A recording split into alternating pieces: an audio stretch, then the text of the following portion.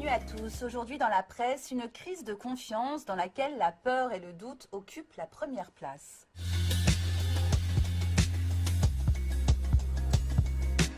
On commence par un doute à la une de la quasi-totalité de nos journaux aujourd'hui, celui qui plane sur le vaccin AstraZeneca après l'apparition d'effets secondaires ayant conduit à sa suspension dans de nombreux pays.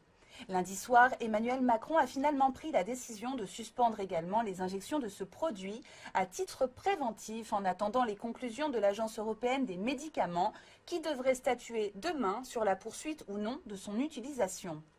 Le Parisien parle d'un coup de massue sur une campagne de vaccination déjà bien laborieuse. Pour le Figaro, cet épisode met à mal la stratégie française et risque d'entraîner d'autres effets secondaires sur les plans politiques et sanitaires cette fois. D'abord, celui d'aggraver la défiance vis-à-vis de la parole gouvernementale. Jean Castex et Olivier Véran n'ont eu de cesse d'encourager les Français à se faire vacciner avec ce produit. Deuxième effet secondaire, le fait de recréer, je cite, un rejet vis-à-vis du vaccin de manière plus générale, comme cela a été le cas au moment des fêtes de fin d'année.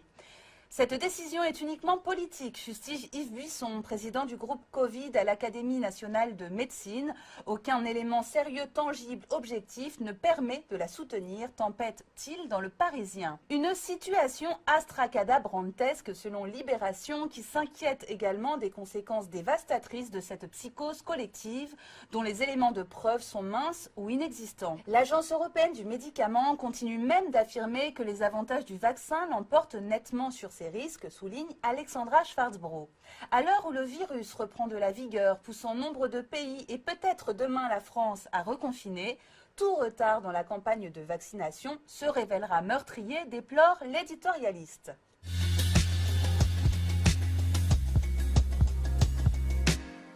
De nouvelles accusations de violences sexuelles viennent ébranler la défense bien fragile de l'ex-présentateur vedette de TF1. C'est dans le très sérieux quotidien Le Monde que l'on peut lire de nouveaux témoignages glaçants d'anciennes collaboratrices de Patrick Poivre d'Arvor.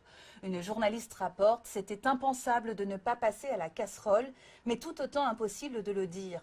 Moi, je ne l'ai pas dit. Je savais bien que si je disais quelque chose, il y avait un tel déséquilibre que je serais la pute et lui le séducteur. » Cette journaliste, c'est Hélène Devinck, aujourd'hui âgée de 54 ans, mais à l'époque des faits, elle débutait chez TF1. J'ai cédé, mais j'ai serré les dents et étouffé mes larmes. C'était vraiment humiliant, je n'avais pas le choix, sinon je ne travaillais plus. Quand j'ai voulu que notre collaboration s'arrête, il a été vexé et cruel et est allé dire à toute la rédaction que j'étais nulle. Le Monde a recueilli une dizaine de témoignages décrivant le système PPDA comme un répétitif abus de position dominante.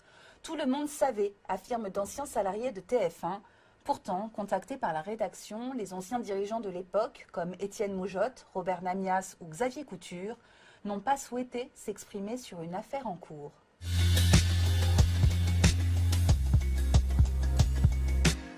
La peur, toujours, qui cette fois s'est invitée dans la vie privée des joueurs du Paris Saint-Germain. C'était dimanche, alors que se disputait la rencontre face à l'équipe de Nantes. Les domiciles de Di Maria et du père de Marquinhos ont été cambriolés. L'équipe et le Parisien reviennent sur ces homejacking, véritable fléau des clubs de foot.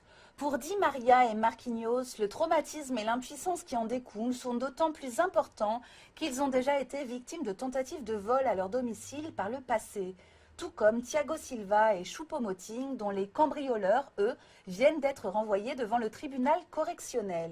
Florent Balmont, joueur de Lille, raconte aux Parisiens ce qu'il a ressenti la fois où il a été séquestré et volé en 2008, un flingue sur la tempe pendant près de 10 minutes. Ni l'argent, ni le degré de notoriété ne semblent vacciner contre la peur. Bonne journée à tous et à demain.